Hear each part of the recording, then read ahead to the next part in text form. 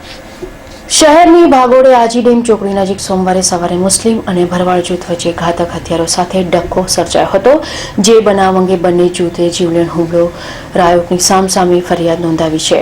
પોલીસે રાત્રિના હાથ ધરેલા સઘન પેટ્રોલિંગ દરમિયાન ચુનરાવાડમાંથી ભરવાડ જૂથના 7 શખ્સોને તલવાર, છરી, ધોકા જેવા હથિયારો સાથે ઝડપી લઈ ધરપકડ કરાઈ છે. જ્યારે આજી ડેમ પોલીસમાં સામસામી ફરિયાદના પગલે ભરવાડ જૂથના વિભા ભરવાડ સહિતના આરોપીની અટકાયત કરી આગળની તજવીજ હાથ ધરાઈ છે. અહેવાલ લલિત વ્યાસ.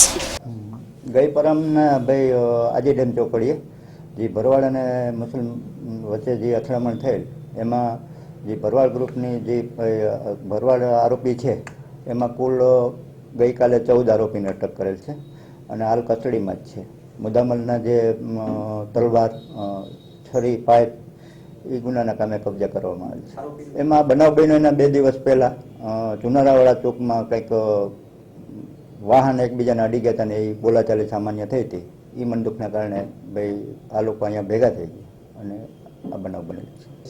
ના, આ ભાઈ શરૂઆતમાં એવું સંભળાતું હતું, પણ તપાસ દરમિયાન ક્યાંય ફાયરિંગ થયું હોય કે કોઈ હથિયારનું યુદ્ધ થયું હોય એવું જણાય.